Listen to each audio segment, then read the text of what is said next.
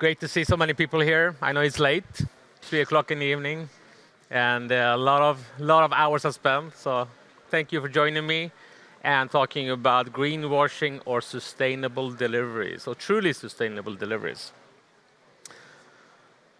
My name is Kviblad. I am CEO of Urb-it.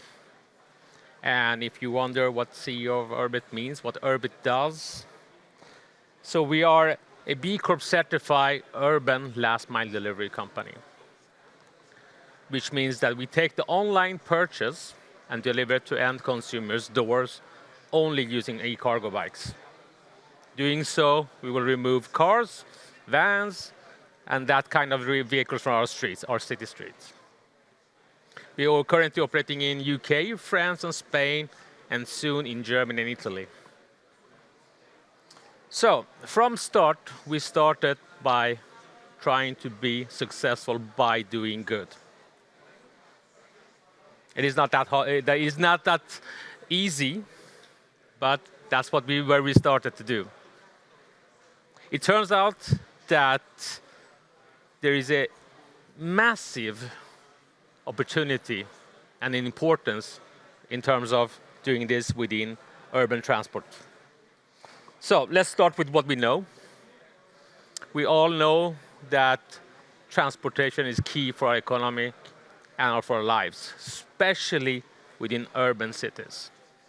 So let's just repeat the things that you already know, is that in developed economy, 8 out of 10 people, 79% of people live in urban areas, which is huge if you think about it. And this is today. This is accelerating every day in terms of urbanization. This is what we know today. No surprise, you all know this. We also know, definitely, you guys know, e-commerce is exponentially growing. Even though we are having tough times now, but still is growing. Looking at in urban areas, we're talking about almost 80% in terms of transportation, increase of transportation in urban areas, last mile. And if we continue the same model, the same structure that we are doing today, that means almost 36% increase in terms of vehicles in already crowded cities. I guess you all know that already. So the impact this has is not a little, it's massive in our lives when we talk about it. And when I mean impact, I'm talking about air quality. You all know that. Hot topic, everybody talks about it, CO2. But congestion, that also causes CO2. We talk about these two areas a lot. What we don't talk enough about is road safety and also noise pollution, which is also a health issue within the large cities. This is the impact of what we are doing today. But the strange part is that we continue to do the same thing over and over again, and hopefully this will, some magical way, become better. But that's not the case. What we talk about is that we are using the same model, such as man in a van.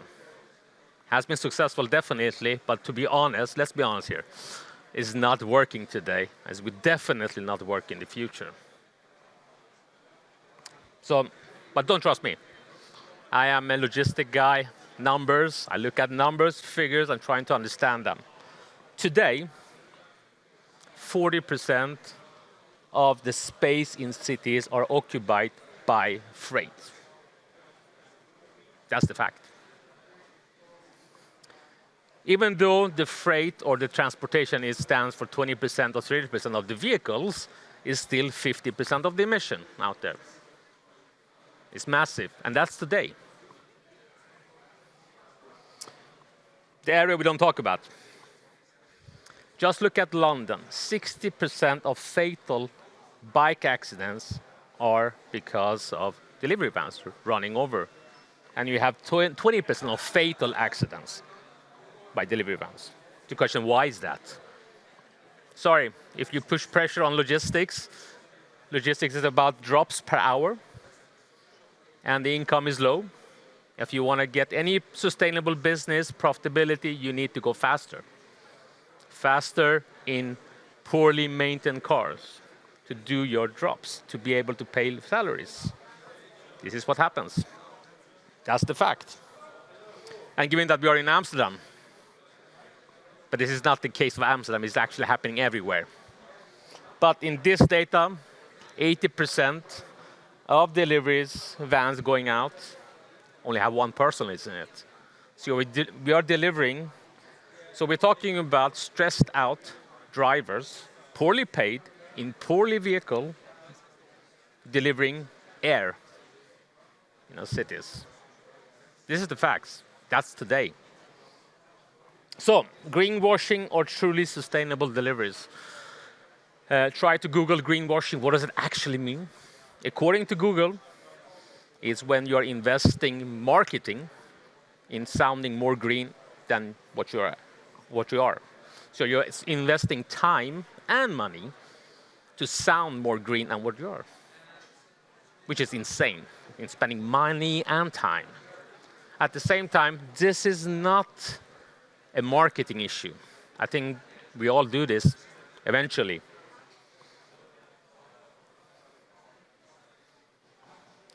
This is the wrong slide. Oh, sorry. It's not the wrong, sorry. So, we invest time in finding partners that does maybe 10%, 20% of deliveries, but electric vans. We spend time in integrating with them. We even spend time and money on doing carbon offsets, which is insane. It definitely not help where the people actually live, 80% today. It will definitely not help the road safety, definitely not help congestion. And electric vans, sorry, still vehicles, still create congestion, still road accidents. They still need to go the number of drops per hour fast, and is not contributing to sustainable business. You see the discussion regarding fair wages, the vehicles, etc. So we are doing that. So it's not a marketing phenomenon we're discussing here. So I'm not going to just tell you about everything that is bad. There is a lot of good happening. One good area is that policymakers are implementing regulations, which is tremendous. Low emission zones, ultra low emission zones, which is great, but it's not enough, to be honest. We need to help out here. One thing that is kind of strange is counterproductive that the government is actually giving out grants for electric vans, which means converting regular vans to electric vans, and you saw the figures. The problem still remains. You are not creating a healthy cities by that. So the question that I ask myself, and I hope you guys are asking yourself, why should we stand along the sideline looking towards others that actually cleaning up our mess?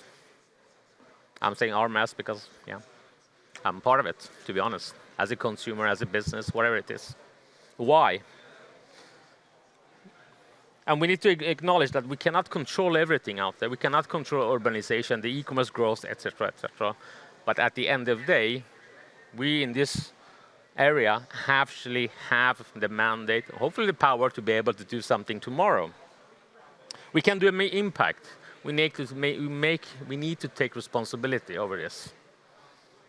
So, one of the questions I usually get, or the comments, the myths, whatever you want to call it, is that sustainability is expensive, is slow, is complicated, the technology is not there, and so on and so forth. It's like trying to become healthy. I don't have time, the gym is too far, whatever it is. There's always some kind of reason.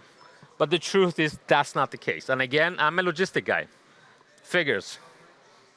So 50% of all the goods in urban areas can be transported by cargo bikes. And if you look at the certain businesses, such as fashion, such as beauty, shoe size boxes, then it's more close to 100%. So why? Why don't we use it? This is interesting. A cargo bike is 94% less, used 94% less energy to deliver a parcel. So less coal-generated electricity, less Russian gas-generated electricity, is more efficient. Reduces emission, of course, 90% for diesel. We never said 100%. There is no 100%. 90%, and even better than electric van, 30%. But what is also important, because again, I'm running a business, you are running a business, it goes faster. Sorry, let's see.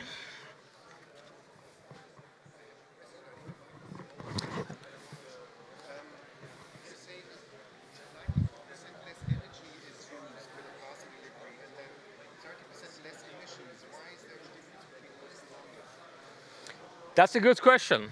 I don't have the actual answer to that, to be honest. Again, I'm trying to use the numbers I have figured out, so I don't have the actual answer to that. So this one is extremely important. 60% faster than delivery van, electric, whatever it is, in the urban areas. Cargo bikes are using the ever-growing cycling network, which is fantastic, which makes them faster, which makes more drops per hours. Again, logistics is all about drops per hours, which makes it more profitable, which makes it possible to have fair wages, to be invested in maintenance, etc. So you can actually have a sustainable business and be sustainable. There is no contradiction there. Finally, what makes me kind of go up in the morning is that for demand for our services is increasing, or similar services as us, which makes it for every delivery what we do, we are actually removing cars and vans from our cities today, not tomorrow, today, which makes me happy. But also, this creates hope for me in terms of that our ambition is to be successful by doing good. And it turns out it's actually good business also. So thank you so much.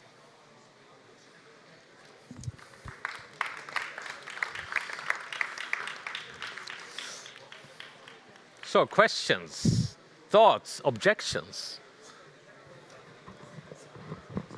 What solution do you have for countries where you have winter? Well, we have winter.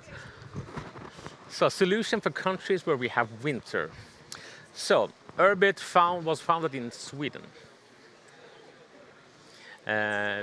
But we left Sweden, not because of the cold. Yeah, it's cold and it's dark and yeah, it's a tough place to be. But it wasn't because of that. Because when we realized that we want to do an impact, and with the problem we're solving is not in Stockholm, it's not in Malmö or Gothenburg, to be honest. And we have 10 million people in Sweden, and yeah, if you want to impact, then you have to go where you can do an impact. That's why we chose to be in cities such as Paris, London, Madrid, Barcelona, etc., where again, 80% of the people are living, and that's where the problem is, and also the business opportunity, also volume. So we chose to go there. And in those cities, yes, they will have 1 day or 2 days of snow. It will be chaos for everyone, electric van or regular bikes, but in general, you don't have the same problem in terms of cold. We left Sweden. We did.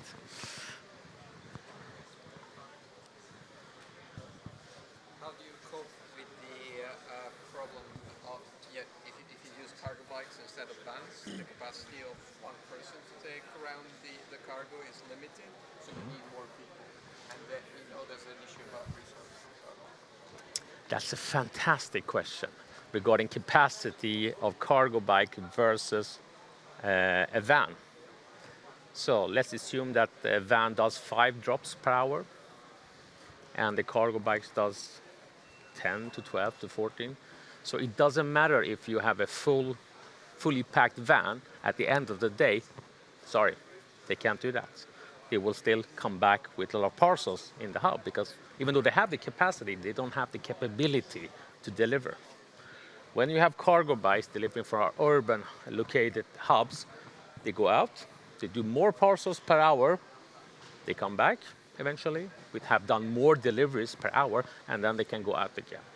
And also have in mind, when you are running a van company, manning a van, you need to find drivers with license. We know fewer people, young generation, taking driver's license, which means that it's even more difficult to find people driving cars, vans in crowded areas. Cargo bikes, especially the trikes, you don't need to have a license.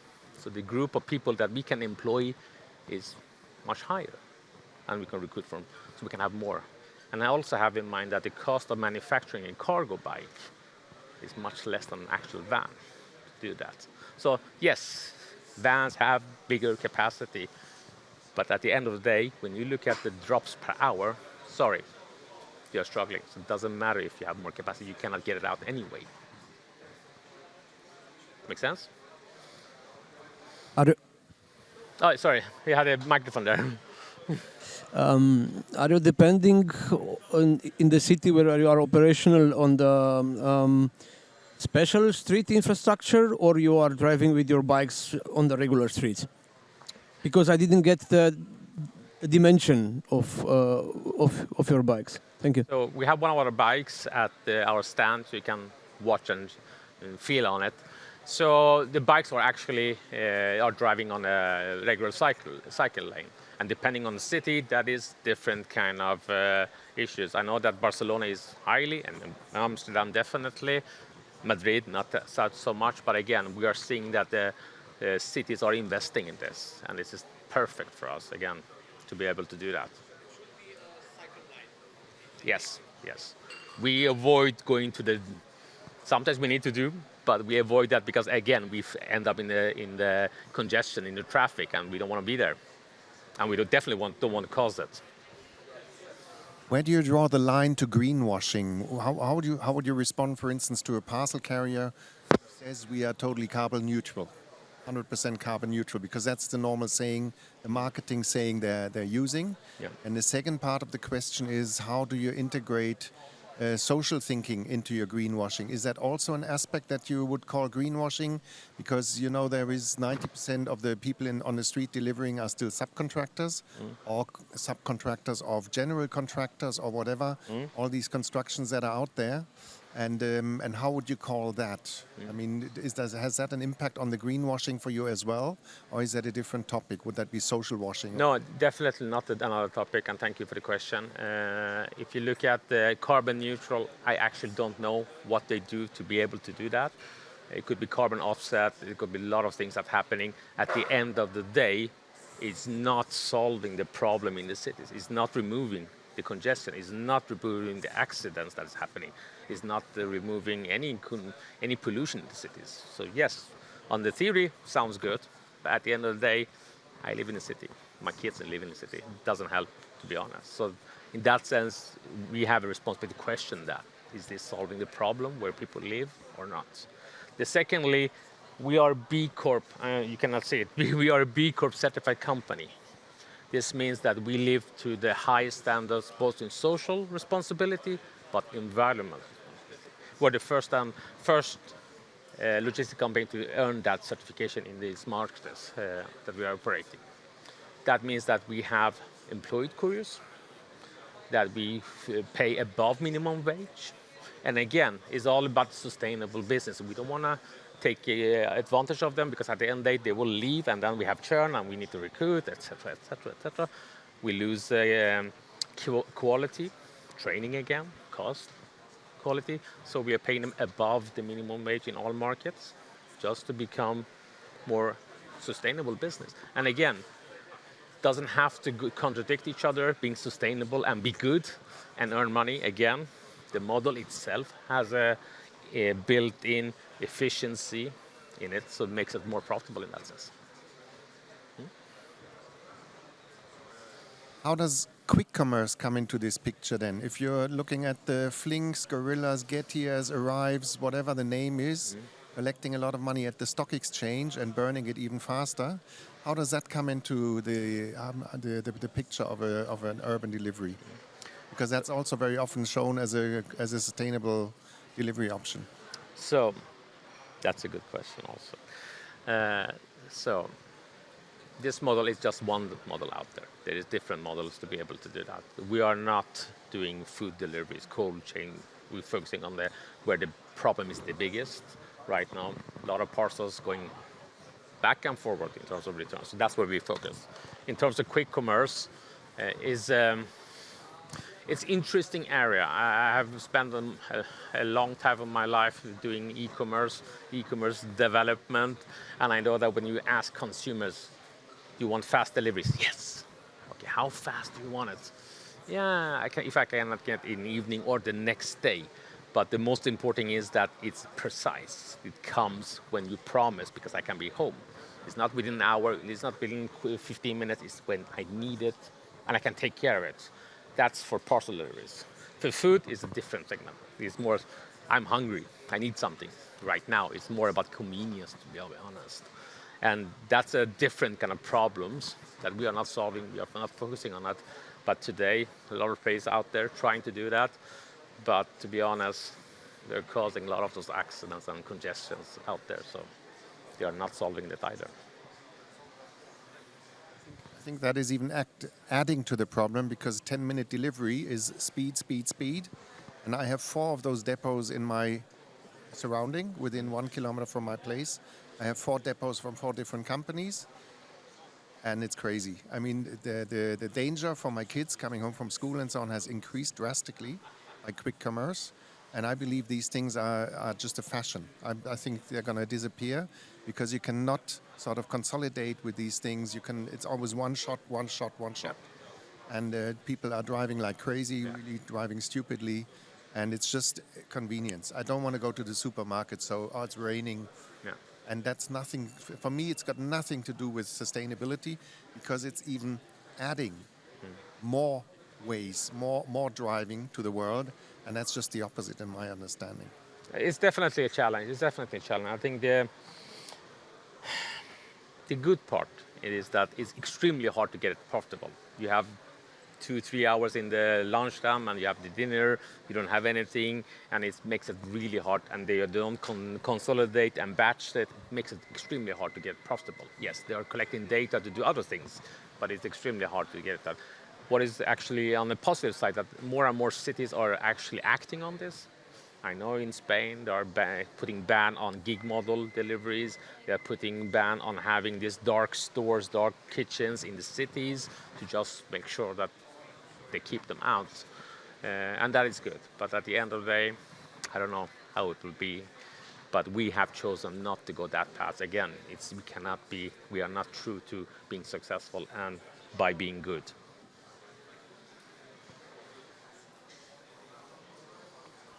Any other questions?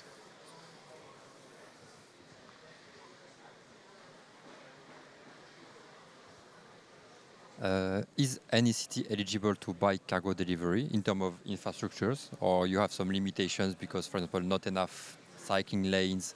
How does it look? Obviously, I think if you look at the majority of the cities out there, older cities such as Milano, Rome, Paris, London, to be honest, they are not built for cars. They are built for something else. And so we look at the density of the people. We definitely follow clients that are looking to solve that problem. And we look at the cities that actually are implementing low emission zones, again, in our favor, and investing in building the cycling network. And it turns out it's a lot of cities out there right now that is happening that. For us, we're trying to expand as to many cities as possible that can to provide our service. So right now, that's not the limitation, to be honest.